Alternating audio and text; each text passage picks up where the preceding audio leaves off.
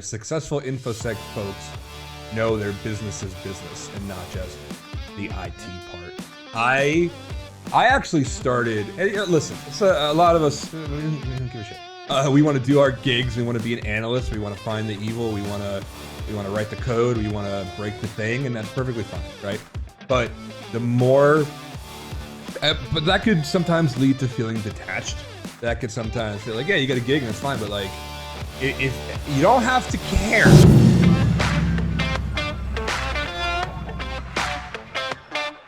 Welcome to Trying to Work Security Happy Hour on Twitch, and we are back again for, you wouldn't know it by looking at our Spotify because I don't, I am updating everything today. I have such a backlog of episodes. We have episodes from Dave Kennedy that I've yet to put up. We have like a bunch of other stuff that I've yet to put up. But all of that will be up today. That is exactly what I'm doing after I'm done with this. We do this every week, whether we think about things ahead of time or not. Joining me, Dev, Jake, Brandon, and God, one of my favorite people, but we're going to call you Beto for now on. Dude, I got friendly with, a lot of us got friendly with over Twitter, which is the wonderful thing about Twitter. Spicy hot takes on things, funny takes on things, but he actually does know things. Like that scene in Hackers. Does he know anything? Yeah, man, he's elite. So we decided, why not? By the way, thank you, huge thank you to Anomaly FX for our brand new layout. Looks, I think a lot better than my other one I just took off of Streamlabs and hopped up there. She did amazing work, just one of the best professionals that I've ever had a chance to work with, and she knocked it out of the park. She is a juggernaut. So really thank you, Anomaly, by the way, Anomaly FX, if you want her to do some work for you. So enough blabbering. How was the week? How was the week, everybody? Scale of 1 to 10. How'd it go for you? I'm gonna Beto, you're the guest here. How was your week? Solid 7. Ooh, that's better than you normally are. Take what you can get sometimes. Yeah, you look good. You look rosy cheeked. The beard is looking mighty. You don't look all that weathered from the world, so I'm happy to see you. Brandon, how was your week? I talked to you a lot today. I know. Aren't you tired of me yet? Absolutely never happened. I mean, Dev, on the other hand, we can't say that about, right? I think about Dev and get exhausted. I just get tired. As long as you don't think about me in the shower, I'm okay. I think about you literally everywhere. Every part of my day. Every part of my day since August 1st, when I officially joined Trimark Security. By the way, trimarksecurity.com for all of your assessment needs for Active Directory, Azure AD, VMware, and attacker tactics. Smooth that pivot, man. I'm getting better at it. You read enough newsletters. By the way, our new newsletter is coming out next week. TrimarkSecurity.com. I sign up for that. And I'm getting back because I got to write all this copy all the time. I got to write all this stuff. And like, yeah, why not? Bill, you are not excused for being late. Bill says sorry for being late. Not excused. Man, that chat box looks good. Are you doxing people? Me? No. No. Bill. There's another Bill in the boxing. I would love to box one of you. Actually, no, I would only like to box Dev. I'm not messing with Beto. I'll go a couple rounds. I'm not messing with Jake. I don't even think I'd mess with Brandon, honestly. Brandon's got that reach. I've got the reach, man. I've got a fun story about one of those punching machines, right? That you like test how hard you can punch. By all means, tell it. It's Friday. Why not? We went up to a bar with some rowdy guys down south. Came up to us and like challenged us for whoever won gets a beer. Me and like 3 other buddies, and I punched the hardest. It's not about punching the hardest in a fight. You do know that. It's about punching the hardest. That's like, as long as you can land the punch, that's all that's when it matters. But you gotta learn how to actually take a punch, how to roll, how to maneuver, a bunch of other things. Okay, yeah, I take it back. I don't want to fight Dev.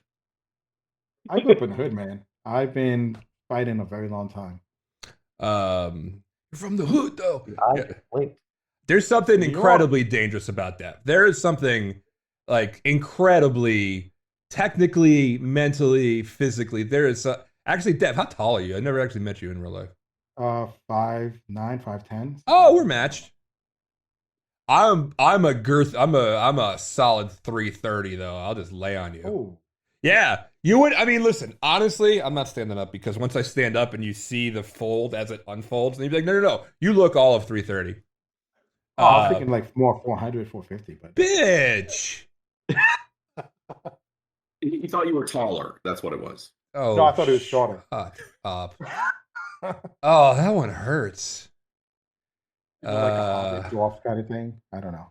Yes, Brandon. How about that blink animation? You want to see it again? Let's see it again. That's It was pretty me, good. but Brandon and I sound the same. So anyway, now that the insults are at least not over but prefaced, what are we talking about today? Beto, you're here for a reason, not just your pretty rosy cheeks. What are we talking about today? Beto was the first guest that said, "Do you want me to bring things to you?" So Yes. you are now our official first What? favorite guest. Like dead animals or what? What? Well, I wanted bullet points, and so the night I was nervous, so I wrote up some bullet points, and they're currently sitting on a text document under the computer that I am coming to you from. So all the help that did. Oh, look at you! Oh, wait. So you have them or you don't have them? Well, I have them, but they're on a computer that's closed and off and of absolutely no help to me right now. So What? Can you open it? Can you like? Is it near you? But the other laptop's on top of it. Oh god damn it. I think you sent me. Wait, no, you did send me what you were talking about. Quick, somebody riff on something. You were gonna talk. I mean, if you also want to be a first, you could be the first to send me $1 million. Look at his Nobody be a first. Look at his headphones. Do you think he has $1 million? $20 headphones, 2 years. I like it. I am a He may not huge spend it on himself. He may spend it on others. I am That's what a Max- huge headphone whore. Like I can identify like real nice, and that's thanks to at the Freck on Twitter. Freck is a huge audiophile, and he's got Okay, me. What do you walk in? What do you have? These are Sennheiser HD 280s.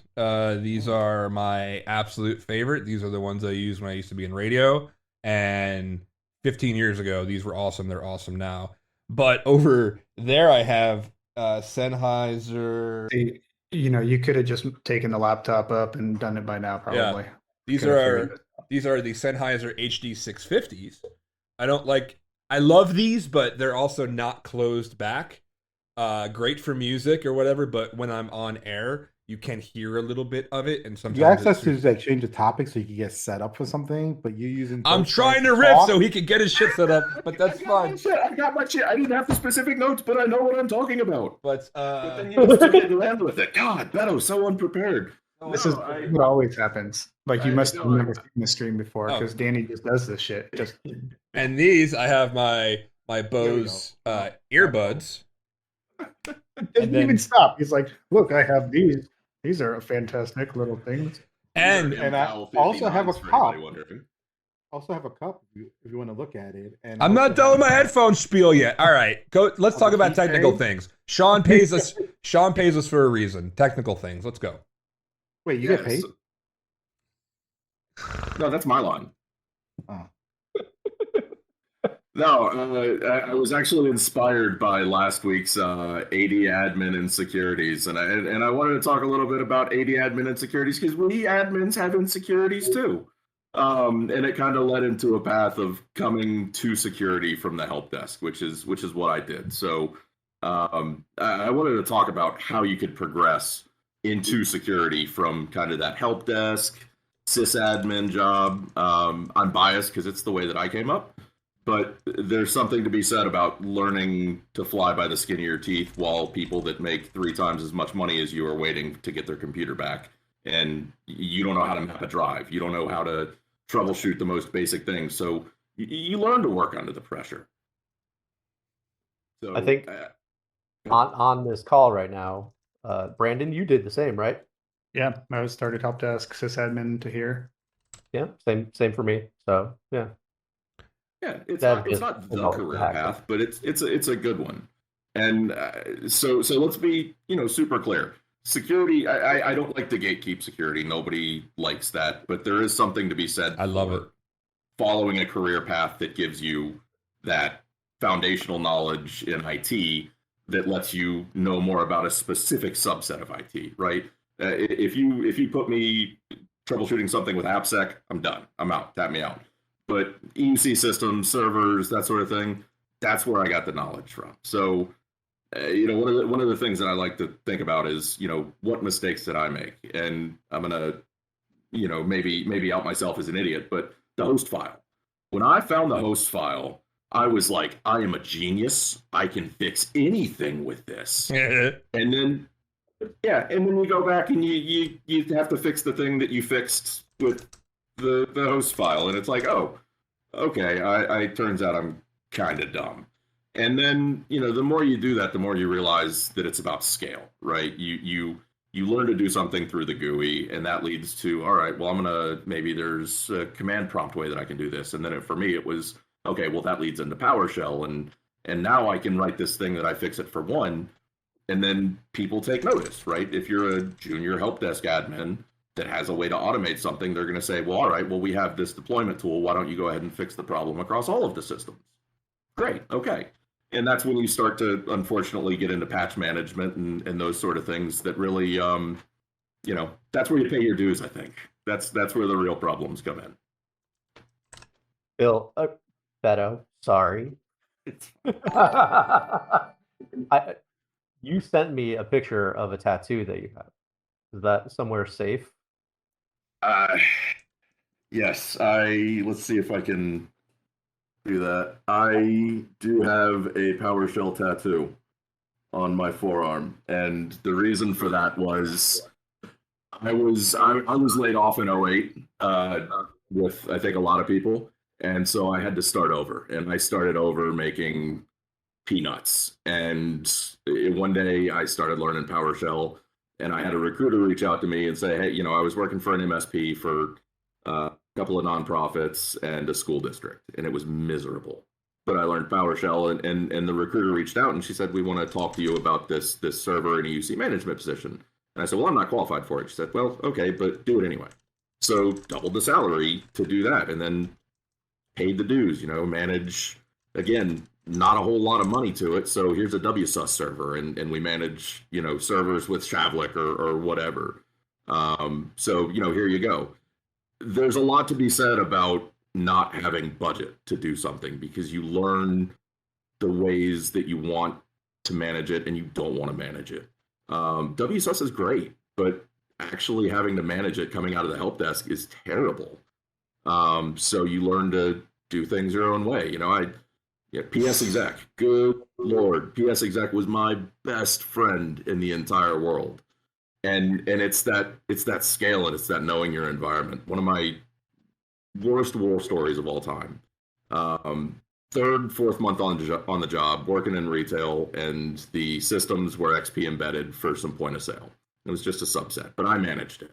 Nobody knew anything about these. They were managed by a third company, whatever. So one day we tested Windows patches, everything went well, and we deployed them. Turns out we didn't test them on all the models that we had. So about 3/4 of the point of sale fleet that we had just went down at 2 a.m. And it's like, well, what do you do? So again, that's where that help desk mentality comes in, where you solve it once and then you figure out a way to scale that. And that scale turned out to be, okay, well, I've got this thing that'll roll the patches back, and we're going to use PS exec. We're going to manually batch it out. It was the ugliest solution, but sometimes that's what you have to do. And you're cool with ugly solutions, because when you're a help desk tech, nobody reads what you write. Nobody reads your code. It can be as ugly as you want it to be. That's a great way to learn. And then when you get more and more senior, maybe you still don't let anybody read your code unless they absolutely need to, because it's still ugly and you're embarrassed about it. And that's okay too. What you're describing, especially with WSUS, like that's what we had at my last gig. How many times did you rebuild the patch database? In yours, like it seemed like it was like every year, basically. Oh fuck! Okay. It was just the once. It was just the once Oh. because after that I rebuilt the server. Nice. When in doubt, reinstall. Yeah, no, it is, Yep. and that's collectively on this call, how many times has Windows been manually installed? Ooh. Holy hell. Is there a number for that? I don't know if they Yeah, I have a don't. number. Yeah, there's no number there. Dude, let me tell you, I actually had to do it recently because when I did my new build, from the time I did it, I screwed something up and I could never reach Windows Update. And I went without updates for like 2 years. And then one day, after so much Googling, no help from Microsoft, they're like, oh, you just downloaded the wrong original build. There was already an update and it screwed something up. And I was like, oh no, I was still in like the late 90s, early 2000s mode of having to image and redo everything, and I was like, this is gonna be a nightmare and blah blah blah blah blah. It was the easiest thing that I've ever. They make it so nice now. Like everything was just there, and luckily, like I have all solid state, and like this thing's a beast. It starts up in less than 10 seconds. It's amazing. But like shit was just there, and I was like, oh, thank you, Microsoft. Yeah, I mean, when I have to install stuff, I try to automate as much as possible now, just so I don't have to deal with the nuanceical things. Like I use Ansible to install all my programs, all that stuff. And the way I fix Windows install is I use Linux, and that tends to be the best way to fix it. I was gonna say the way that I do my installs the fastest is just drag over my Time Machine backup onto my Mac, and boom, we're good. So yeah. Unless someone hacked your Time Machine instance and then put something in the underlying belly of it to then boot up different binaries. Dev, stop looking at my network. Entitled little bastards. That's why you asked me for my IP the other day. But you were giving me I access. remember. Cool. I don't know if is it Beto or Beto? Beto. Beto. So Beto, one of the things I did when we were sysadmin, or when I was sysadmining, is use a it was one of those Posh tools. It was the PowerShell tool that would actually do the patching for you. And so like any I guess I could call myself a good sysadmin. I wanted to like vet the code because I'm not going to just download something from the internet and just run it on all of my systems. You wuss. So What's the point of that? Good, Howard, good sysadmin. Oh, Come on. Jesus. yeah, good. See, that was my first, probably one of my first security decisions. Really, was not running code directly from the internet. But yeah, so PowerShell kicking ass on like doing the WSUS heavy lifting for you, and we probably did that for years before we ended up getting SCCM started. But both of those still have WSUS behind them, right? So you still have to manage that, like that butthole of a system. So He's called a butthole of a system. it's right. I mean, that's a pretty accurate description. That's actually what they call it on the official Microsoft documentation. And that's with them being nice to it, Yeah. I would say.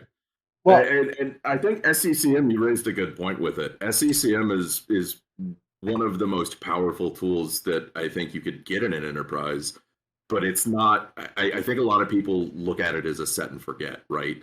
All tools need some care and feeding at some point, but my gosh, SCCM needs a team. You can't just buy SCCM and go, it's fixed. Yeah. Kind of do that with WSUS if you actually manage the group policy right and you're a small enough organization. It's fine, but SCCM, no, it's too much.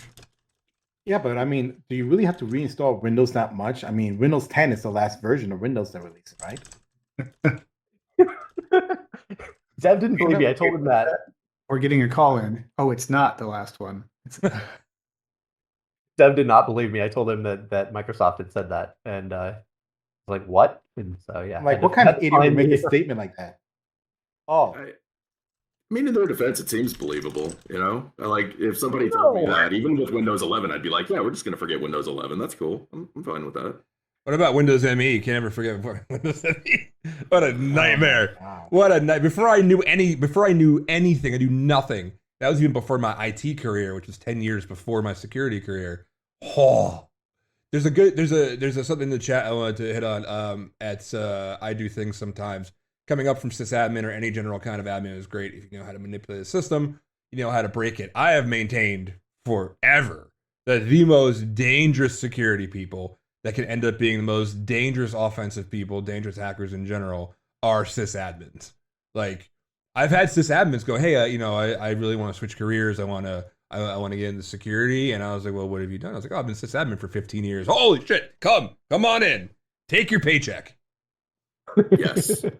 And that's exactly it. But hiring internally, you can absolutely make the jump as a help desk tech to sysadmin going from one place to another. I don't think there's as much environmental there. But sysadmin to security, if you're looking for somebody to hire for your security team, and you've got that eager beaver, kind of T2, T3 help desk admin, or you've got a sysadmin that's been there for a couple years, kind of starting to look a little grumpy. They know where the bodies are, right?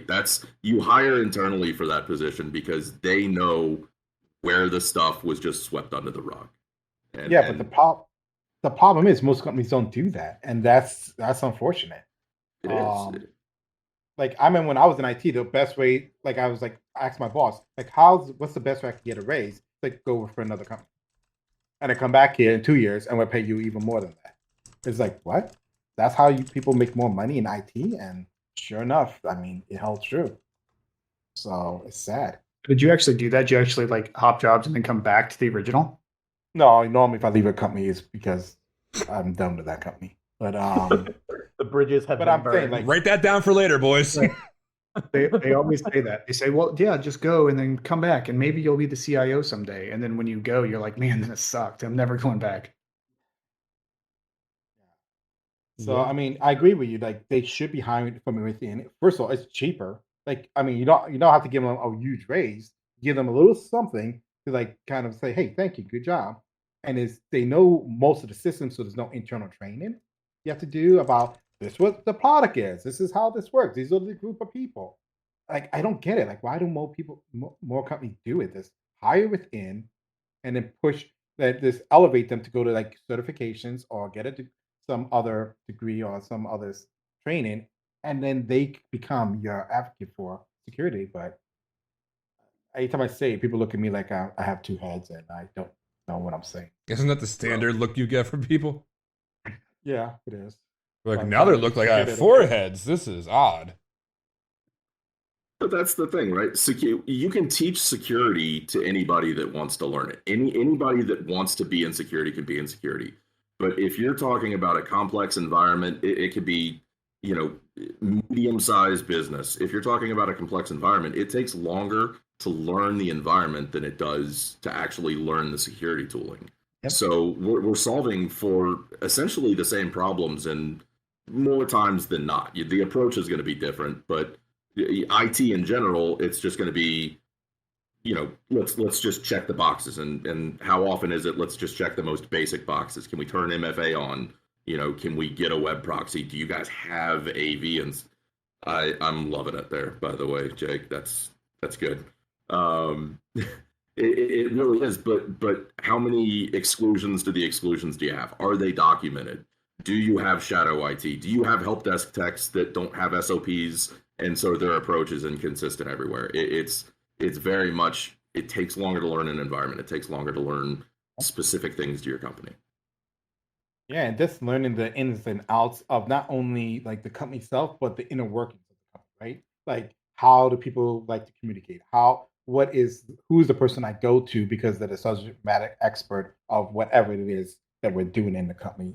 Like, having that understanding is not something most companies trains for. It's something you pick up from being there for a couple of years. Like, oh, I have a problem with this segmentation of the network, or this issue with this part of whatever of the environment, the servers or whatever the case is. I know who exactly to go to and how to phase the question or to get the best out of them.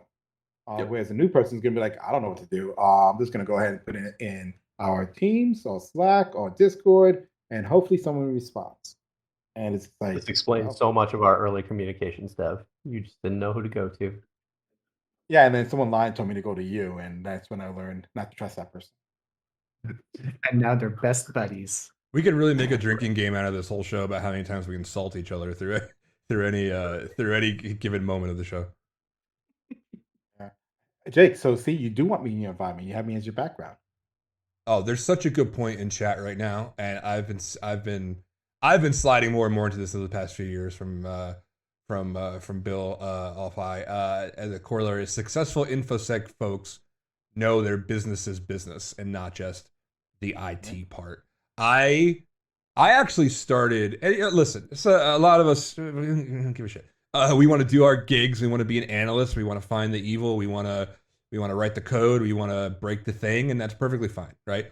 But the more, but that could sometimes lead to feeling detached. That could sometimes feel like, yeah, you got a gig, and that's fine. But like, if you don't have to care, right? There's a difference between knowing and caring. Like, if you care too much, you might set yourself up, especially if you're not in leadership. You know, we talked all about that on the employment unemployment show. But knowing the business, right? I maintain the more you know the business is business. It's not bulletproofing, but it sure is like crash padding once things take a turn, right? If things start going south, you will be able to see the red flags more. You'll be able to see, oh, I noticed this, and this. We used to have headcount for this, or we were pursuing project in this. We thought we were making headway here, and now suddenly we're not. And it's like gradual. So once you know the business is business, it helps that way. But it can also help you do your job better. Like, what are they going to need? What don't they know that they need that I do know, right? And then make yourself a spot there. So yeah, absolutely. Again, you don't have to care. Care insofar as it affects you, right? Care insofar as it like is good, and then it inevitably will like matter to other people. But yeah, knowing the business is huge. The other thing I'd like to bring up is that a lot of companies think, or a lot of managers or people in the industry think, if I want to make more money, I need to go into management, or I need to go up that progression track to make more money or to get further in my career. And I keep telling companies, stop doing that. Like, individual contributors actually should be making more than managers. Like, if you are expert in your field, and you want to call them principal or call them whatever the hell you want to call them, but the individual contributors, or they are experts in your company, pay them more than you pay your managers. Managers should only manage people, and that skill is, you can hire people a dime a dozen out there to do that. You cannot hire the expertise people to manage your network, manage your security, manage whatever you have going on, that knows your business, know the inside and out, that's going to stay with you for longevity and make sure you get safe. So I always get all of our management watchers or viewers are just angry with you now, Dev. I don't care. We could replace them in a second. Just jump on the train. Everybody doesn't like Dev. Yay, That's Drew. fine. A lot of people don't like me. But the thing is, I never got that. Like, why do people think that managers should be paid more, or that's the progression? Like, not everyone is cut out to be managers. I hate when I was in management. I absolutely hate it. It took me until I got into a VP position to realize this kind of sucks. I'm not doing anything technical. I'm managing people's toes falling off. Like, I don't want to deal with that nonsense. Wait. Rewind. Toes falling off? Were you at a morgue? Maybe. No, it's just a phrase where, like, you have to deal with all the stupid neurological issues they're having. I was like, someone said something and hurt my feelings, or my kid is sick for the 10th time in a row, and but it's fine. I'm not going to take them to the doctor and all that. It's like, I don't want to deal with that. I want to be more technical, be in the weeds, and be an everyday technologist and work to make the product and company better. I think Investigator Chick's point in chat here too is I think somewhat actually agrees with you, but also somewhat may challenge. The point is that it's difficult to find a good manager, especially one that can manage technical people. And I think a lot of the times it's because of that problem you're talking about, Dev, where some of the technical people are forced into management. I mean, that happened to me as well. They're forced into management and they don't want to be there. So of course they're not a good manager, because they shouldn't be in the first place. What I always help companies to do is actually separate out your managers. Have technical managers and have HR managers. HR managers deal with the life situations and all the stuff like that. Technical managers deal with all the tech stack, and actual tech development of the people. So Yeah. that's where. Sorry, what? What do you think about like the architect title then? Because that's kind of the other pathway, right? So if you're not going to go the management pathway, at least it was from like the sysadmin perspective, I right? think architect is just a band-aid to give people more money and keep them on board. And there's no need for that. Just increase your pay cap. So that Right. way you can give them more money. Because unless they're actually the problem I have with titles that people make up or that people use or that's not industry standard, it becomes harder for that individual to move or to grow professionally. Like, oh, I'm an architect of blah blah blah blah blah blah blah. Let me find other jobs that are similar. Guess what? There is none because our company made it up. It don't exist. Oh, let me go find help and talk to other people who can help me progress in my career. There is no, because we made it up again. Instead of you being a principal of what you were doing, like principal of Cisco network applications, network switches, principal of Active Directory system admin, like stuff like that, which is very easy for an individual to grow, very easy for an individual to find help and to, even move out of the company if they need to. They make up these weird titles. And that's the other thing. If your person, don't be scared of people leaving your company.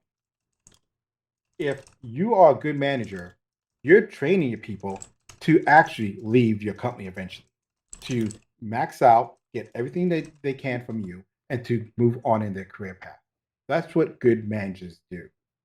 But again, companies are scared of that. Like, oh no, we got to replace someone. It's okay. It's not the end of the world. If you have good processes, good playbooks, good documentation. Well, I guess that's playbooks. Good like a team commitment. You can absorb a new person in the team, and they will get steadily up fast and running. It's when you don't have those things you should be scared. Well, and I think you touched on something interesting too there with the industry standard titles.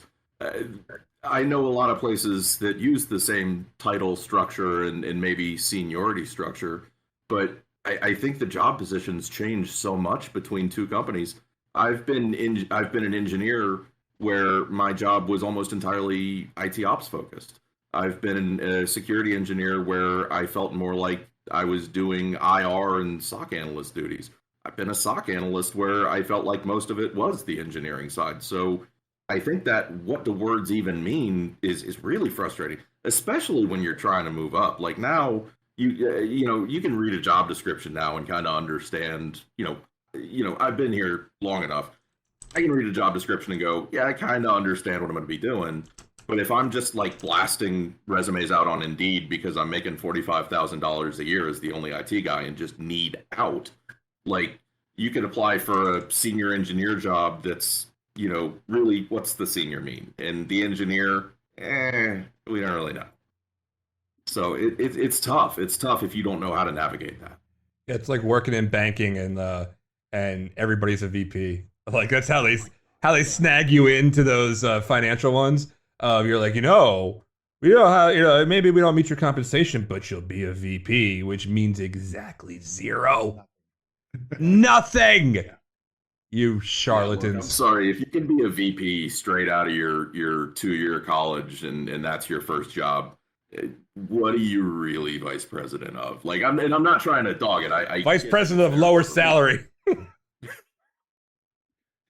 When you can't pay them, elevate the title. Vice president of can't buy the stuff that I wanted to. Well, I mean, yeah, titles are important, job descriptions are important, but more importantly than that is realistic job descriptions. I hate these fake job descriptions. You're looking at them like you need 10 years experience in a field that's only existed for 8 years, or you need a PhD in this field for entry level position. It's like, what? Who's going to come in here with 10 years experience and be a junior entry level or be a master in the following field? Like some of that stuff don't even exist. I remember seeing one for AWS where the AWS was around for like 4 years and it actually was like 10 years experience. And I'm like, how did that work? Like how? I mean, it's just like, just ask for what you really need. Don't overinflate it. The ones that blow my mind are the ones that are like, we need this one person, and then you read the job description, and it's like five different job descriptions, yeah, combined into one. Like, oh, I hate that. oh, man. So you're looking for the unicorn. But I've also put job descriptions out there on the flip side where it's like I have multiple headcount, but maybe one's not coming for a while. So, I need a networking person, I need an AppSec person, and I need just a generalist. So I'm just going to throw this out here, and I'm going to take the best person that fits the needs that I have at this time, and then I'll narrow the job description when I go get the next person that I can hire and the next person that I can hire. I mean, sometimes I totally agree with you. Like it's a complete crapshoot, and that's almost never what happens. They're almost always looking for somebody that's good at some stuff, and they can bog down with the rest of the stuff, so they don't have to bring in another person. But sometimes throw it out there, see what sticks. Yeah, that's actually something that we did when I was trying to hire specifically like student workers. We would because we're looking for someone who's got like one of these skill sets, right? And it's like, I don't care what you can do. Did you have Linux experience? Cool. Then I'm going to stick you on this project. Are you a good coder, developer? Then cool. I'm going to stick you on this project, right? Like, doesn't matter. Network stuff, another project. As long as you can help in one way, then that's great. It's funny you said that because when I was hiring people, what I did was a little bit different. Like I made sure that first you fit in with the team. That was the most important thing. I didn't care about your skill sets. I didn't care about your experience. I didn't care about any of that other stuff. If you had that, that's the first foot into the door. The next thing is, what do you have underneath your knowledge? And it's okay if I'm hiring for a programmer, C#, and you say I don't really work with databases. I understand them, but I don't know how to do stuff with them. That's fine. We could teach you that piece. What we can't teach you is how to be a person and how to be a good person. I can't teach that. I can't teach you how to meld with the team and understand the culture that we are trying to develop. I can't. I mean, of course, you could teach that to some degree, but that's more effort and time than teaching them how to connect to a database and the best way to actually write your code. So those are the things I always thought was important, and I don't know why companies don't. Like, if you have people in your company that already fit that bill, you could teach them how to do other stuff that you need, and you can expand them. And guess what? They're going to be loyal to you. They're like, wow, this company gave me my break to get into security. This company helped me really get where I needed to go. So again, going back to your original point, like I don't understand why it's such a foreign concept. I don't know. I think that's rambling. I've never gotten an internal promotion. I have changed teams exactly once internally to a company, and it was a lateral move, and it was the one that put me in security. And the only reason that I'm in security right now, I was looking in the window with those big puppy dog eyes and my infinite naivety that, oh, if I just get there, it'll be great. And look, I love it, but I was primarily working with Active Directory, and I got really mad. Frustrated with the company. By the way, this is not. I'm not intentionally plugging this, but this is the honest to God's truth. adsecurity.org is the resource that I used to move from managing workstations into being an actual sysadmin. That was the thing, and I shamelessly copied the ideas and said, "Hey, look at all this stuff that I thought of." So. Sorry, Sean, and thank you. But no, it was like it helped me understand it because you're stuck doing user CRUD and device mopping up and all that, and then it's like, okay, well here I can script things and I can build it in the best practices and yada yada yada. So I'm going to do Danny's job for him and say adsecurity.org is an awesome resource, and TriMarket can help you. No, but that I basically sent a manifesto to my director and said, you guys are broken and we need to fix this. And it was all security stuff. And so he emailed the security manager and was like, okay, you guys can have this kid. And there we go. And it was great. And I was a security engineer generalist for 3 years at this company. And I left when it got boring. That's kind of like the threshold for it. And then I went somewhere else that would, go where the fires go. It's not, I think that's the other thing of like, I still have the mentality of like, I'm still a help desk person. That's still my job. It's just the problems that are coming into me are different. And the way that you scale those are different. But I'm still, and I admit, if I'm working on something that's got a lot of visibility, I still get that pit in the throat where I've got the, VP so and so standing behind my shoulder, going, "Why can't you fix this? This is the simplest thing, and do you just not know how to do your job? Get out of the way. I'll do it myself." And that still comes up. That's the other part of this is moving up and moving from help desk to sysadmin to security or whatever. It's hard, and you're gonna have to take big leaps of faith, and it's scary. And some of that's like everybody here probably has worked in a bad organization and felt that burnout and felt those things. I don't think anybody tells you that never goes away. It doesn't come up every day, but you're still going to have days where you just fall back into that. I'm going to get fired, and it's just the axe is hanging over my head. And figuring out how to manage that. If you guys figure out how to manage it, let me know. If I'm doing this wrong, please tell me, because I would love to not have a pay. Yeah, okay. No, don't. No, but and yeah, that's the other point is it happens, and it's So I've been in the field for 20 years, and I still have that problem.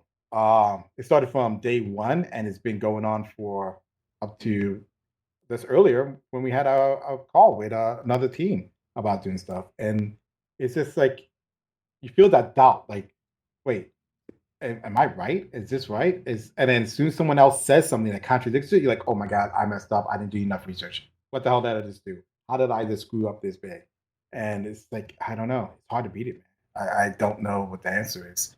I have a really funny story about that. Is when I joined my previous job, I was insecure, and I went to the very first change management meeting, and I brought something up, and nobody had said anything. Everybody was just blank, stone faces, no response. They moved on to the next thing, and then the same sort of thing happened again, where I would say something and nobody really knew what to say, and I'm like, oh my god, I'm doing all of this stupid stuff, and I'm putting my foot in my mouth, and I don't know what I'm talking about. But in what I realized is that they just didn't understand what I was saying. I was at a tier above where they were, and so they were the stupid ones that did not comprehend what it was I was making them feel stupid, and I thought I was the stupid one. Well, you're stupid for not realizing that. Yeah, dummy. Just now realizing that, and now I feel stupid, Dev. Thank you. One of my favorite things, and maybe this does go into the feeling stupid, but my favorite thing about bringing on somebody or encouraging somebody that's junior to try to increase their responsibility and visibility is just a lack of awareness of what is like that third rail at a company, and not having to care. You don't know the baggage that this system over here has, and nobody wants to touch it, and everybody's afraid of it. So you take a change through CAB, and you're like, yeah, I'm going to make this change. And then it starts a really good conversation of, well, we've never done that. Well, why not? We've always done it this way. Well, but it's not working right. And so that just, sheer go get 'em champ that somebody that's really eager can have. Because I think when you get to a certain point, if everything is a crisis, nothing is a crisis. But the flip side of that is if you're, really new and fresh, if, there's no crises, everything's working. But I just want to go do that thing that seems very simple to me to do. Why are we not doing it yet? I bug fixed Sean's code 1 week into the job. I was like, hey, there's this weird thing here. I already, I tested this, it's working. And I didn't even think about it. Just didn't realize who had written it. Just here, let's put this in. But it's like, oh, cool, that fixed the thing we've been working on for a while. I'm like, okay. Yeah, that's exactly that. Naivete of a beginner. Love it. So one thing I tried to introduce when I was in a company once, and I got shot down by HR, was I wanted a board where you could just like a standard wall of shame kind of board, and it's voluntarily. You could write what your worst mistake, put your name on it, and put it on the board. It's all voluntarily, but it was to kind of break the ice of this whole people don't it's bad to fail. I always push failure is not a bad thing. Learning from your failure is the bad thing, right? And people don't get it, but whatever. But I always wanted to put that so you can just put it up there and you can just laugh about it. You can make people realize that other people on different levels are just people. Like when there's nothing magical or something about people in higher levels than a junior level. It's just time and experience that gets you there. And I was told I'd be insensitive, and that's not the right way to build teams. When you were saying that, I was thinking we need to create a channel in Teams that's like the IFU channel where we just post our biggest failures. Fuck up. Yeah, yeah, exactly. It's fun. And then, like, if you have a board, then you could be like, "Oh, I got a better one," and you can take it off and just put it up there. Like, here's a better one. And I don't know, man. Like, why? Like, people. I think that we take our stuff so seriously that we don't allow ourselves to laugh at our failures. And we kind of try to safeguard, and that's my biggest fear, that someone screws up so badly, and they're so scared that people find out, they start covering things up. Like I had to deal with a DBA who screwed up our database, and the way they fixed it was delete the logs so no one could see they screwed up. And I'm like, do you just seriously delete the logs? I don't care what the other mistake was. That's 10 times worse. Like, what the hell? And it's just like, but it was just that environment people build where you can't mess up. You have to be perfect every single time.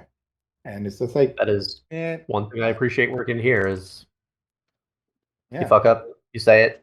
Everybody's like, yeah, cool, we can fix that next time, or Yeah, that's like working with Jay. You set the bar so low that you feel good about what you do. Yeah. Oopsie whoopsie. I made a fucky wookie. And with Danny, he don't even have a bar. Dude, you can't even find it, bro. You need a metal detector. That shit's so low. Yeah, early on in my career, like very before pre fucking everything. I learned that, like, listen, what is the absolute worst that's gonna happen? Like, it's going to be 100 times worse if I say, oh, it was because of this or other. Everybody's got excuses. Everybody's got reasons. Everything got everything. So I just sit and I say, what are you gonna do? Like, it's more important than to, like, now, if you do not learn from that thing, if you do it again, that same honesty and that same, like, ownership means 100% less, because you did it again and you didn't learn and you didn't even take the precautions. Like, sometimes shit happens, right? Like, oops, it did it again, but, like, the computer did it. But, like, if you don't live up to it, and then you got a reputation, and oh my God, what a small industry. Like, from vendor to internal teams to gov to everything, you'd think it's big. It ain't. Like, it's for a multi-trillion-dollar industry. It's small. Unless you're doing like heart exciting ways. Yeah, fails. Unless you're doing heart surgery or something of that magnitude, then wait.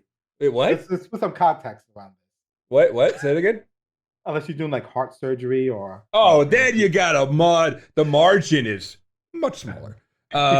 You either, like, miss the detection or you stab the ventricle. Like, those, we don't really equate those. But yeah, if you're going to fail, right, better, like, fail spectacularly. I don't want to just be like, oh, this is blah, blah, blah. I failed a little bit. No. I want to be sitting at a bar in DEF CON, right, somewhere in Vegas, going, holy shit, you know what happened this year, or what I did with this? I want the shame to be so palpable and honest that it makes everybody else at the table feel better about their lives. I say it in my actual work meetings. I am nothing if not everybody's cautionary tale. Like, learn from me. I'll do it. I'll run face first and do a thing if it means you don't. That's fine. That's what I like about being more senior, is now, when the junior person's got that anxiety, when somebody I work with was recently doing their first big change and is an engineer, and she was so nervous, and me and somebody else were just sitting there talking about the times that we brought down prod, talking about the times we screwed stuff up. Probably should have waited till after she did the change to get through it before, but that's just how we roll. But you do, and look, everybody screws up, and you get to a point where you can laugh about it. It doesn't matter almost how bad it is. At some point, you're going to be able to go, wow, that was stupid. And then it's also the recovery. Like some of the moments in my career that I'm the most proud of were the recovery after I did something stupid. It's not like, oh, I fixed it. It's like I fixed it and I fixed it spectacularly. Yeah. On the fly, under pressure. That's the stuff you point to and go, that's what my career is. In chat, Fohammer says, "Are you even an engineer or developer if you haven't brought down prod at least once?" Well, not one that I'll trust. Definitely a cybersecurity expert if you do. There are some people. There's something to say about chasing. So you chase after like a problem. Like if something's broken, I feel like there's almost like a friendly competition sometimes where you're like attempting to be the one that can fix the problem, right? So there's a little bit of adrenaline with that, but there is nothing like the adrenaline of you broke something and you know you broke it, and then you have to fix it. And you're right. That is something that is very personal, and very raw. But it's you're right. It's exciting and it's fun to talk about later. I have to tell you, it wasn't my screw up, but it was under pressure. We had an IR firm, and this was very young into my career. We had an IR firm in. There was something going on, and we were meeting, and I wormed myself into the war room, and I was like, all right, here, let me help. And they're like, yeah, sure, kid. And then so I'm like, all right, I'll walk it back based on the notes. And sure enough, they're still trying to find the scope. Hey guys, I found this text file that's got Mimikatz output. Do you want it? And they're like, what? I'm like, yeah, here you go. And that was like, I still point to that as like my most, I kind of do belong here. I'm not great, but this is going to work out fine. Hey, we're pushing up on 3:00 here, so let's start with some closing thoughts. By the way, before we close, we do have our next Trimark webinar coming up in June. It is going to be saving the marriage, letting vSphere and Active Directory live happily ever after, so they don't murder each other. With our head of our visa assessment, Demetrius Mostakis. Closing thoughts, Beto. Yeah, look, I would say to anybody who's trying to get into this, just apply for the jobs. Go for it. You don't have to check every box. You don't have to have the experience. The places that you want to work for, the places that are going to nurture you, are going to get back with you. And more often than not, the places that look down on you for trying are places you don't want to be a part of anyway. So just shoot your shot. Go for it. Dev, I don't really go to you right away, so I'll let you have one of the earlier ones. Oh wow! A lot of people always say bring your best self. I say bring yourself, your true self, to any place you go. Authentic self. Whatever words you want to put in there, just be you, and embrace your failure and as well as your strength. Brandon. Beat you, Jake. Suck it, Jake. Yeah, so I was actually just having this conversation with some college students the other day, and so I gave them all my card, and I've already had two of them reach out to me, and I told them I'd read your resume, like I'll try to help you out best I can, and I shared a little bit of my background and stuff, and some of them came up afterwards and said, I never really thought to just apply for like the help desk job or the entry level stuff and realize that I can shift. So I think that's kind of a big thing that you've talked about, is that maybe you know where you want to be, or maybe you don't even know where you want to be, but starting in that help desk sysadmin role is not a bad place to start. Jake, you may speak now. Thank you, sir. I mean, this is a wonderful conversation. Beto, thanks for coming out. Love talking to you on Twitter for probably a year now at this point, I think. Yeah, I think that's when I started bugging you. Yeah, totally. Continue. But I did want to mention Locksmith recently updated with ESC 8 identification now. So, and then last night's committed code for remediating ESC 4 and ESC 5 issues. That is in testing right now and should be probably going live next week.